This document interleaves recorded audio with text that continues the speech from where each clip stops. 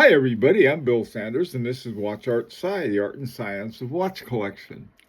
I'm going to talk about a watch company today that is complex. I'll put it that way, complicated.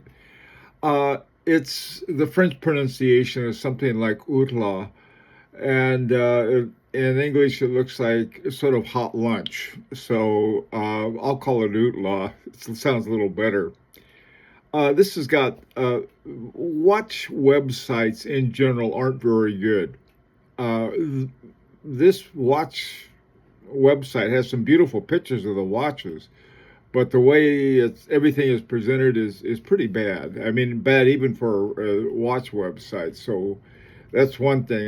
There are these watches all over the place, and they're very interesting watches.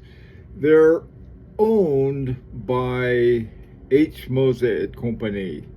And so right there you're going to have some really good things. If nothing else, one thing that Moser has, I think that's better than anyone else, has these Straussmann hairspring, which is the best hairspring I think in the world. Anyway, okay, enough of that. So here, what you'll find watches. First of all, they make very few copies of each individual one. Second of all, their prices are extremely high, and but they're really interesting. I mean, they're extremely interesting watches, high watches, interesting, but they don't hold their price. Now, remember, there's a difference between holding their price and holding their value. Their value as a horological value, I think is very high and very interesting. But the problem is there aren't a lot of people who are really warm up to these watches too much, and so you can find them on the pre-owned market for some great deals, and we'll take a look at some. Here are some of the major types. It's called the Vortex. It's got what's called half trailing hours displayed by a chain. Retrograde. This is up in the upper left corner up there. Tourbillon. Oh, the prices aren't listed. Some are listed, some aren't. So I did the best I could on getting the prices of these things, but they are interesting. The HL Sphere is part of a series that is called HL. The sphere has a sphere in there, and it rolls around, and the hour comes up. It's really an interesting watch. Now, the normal HL, which is, I think the list price on that was $66,400, is on the left side you have a little hour dial, and on the right you have a retrograde minutes. The Invictus. Now, the Invictus is sort of interesting because it's a chronograph, and it has a Dubois Depraz 293, and then it's on top of a Soprod A10. I happen to like the Soprod A10. It's based on a Seiko 4L, I think, which was Seiko's an early attempt by Seiko to get into high horology, and they sort of came out with that. It didn't work out so well, and so they went to Soprod, and Soprod fixed it up and made it out into A10. A great movement, it really is. I have the movement. I haven't been able to put the watch together. I've been working on to run the movement. The last one over here on the far right is called the Mobius. Now, they talk about the HL Mobius in-house caliber. Half trailing hours displayed by a chain. I'm not sure what it's. There's a sort of a chain that goes along on the. It would be on, I guess, if the watch facing the watch should be on the left side.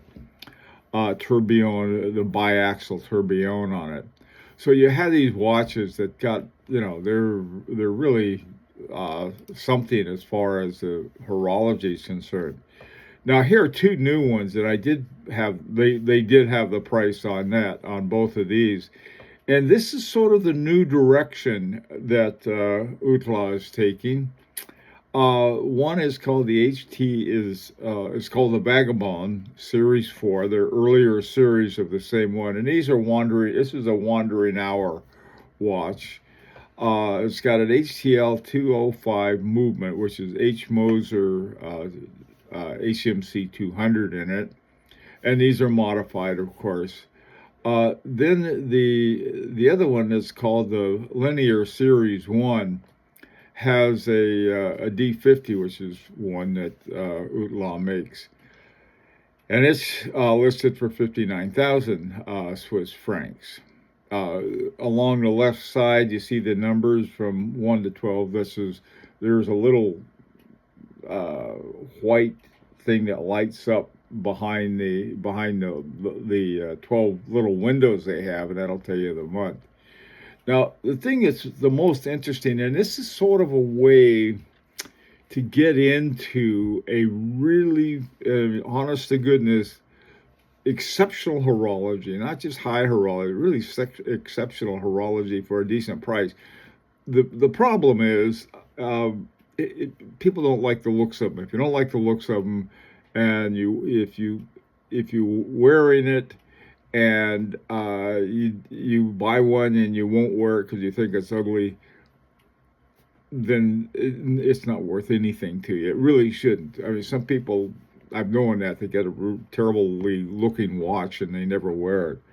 But again, some, what one person thinks is yucky looking, other people really like. But boy, the prices on this one, this Invictus, had been 24. 210 is $75.99.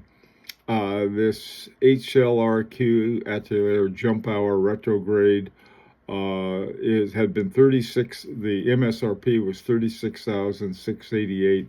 This was offered at 87.50. One in rose gold. This is another one of the same basic reference. And rose gold. They're big though, 44 millimeter. The MSRP on this one was 45,000. It's at Joma Shop. Both of these are Joma Shop. Take a look at Joma Shop. They got a whole bunch of them that are reduced. eBay has them. You can find them on Chrono 24.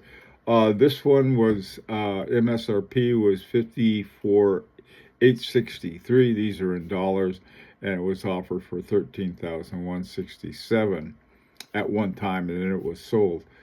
So if you're looking for a really interesting but relatively inexpensive way to get your mitts on some exceptional horology, and there are a couple on here that I sort of like. I've always been tempted by getting an Outlaw, but I haven't. Let me know what you think. If you've got one of these, I'd really like to hear your views on it. And it's an opportunity to subscribe if you'd like. Until next time, this is Bill Sanders for Watch Art Side, the art and science of watch collection.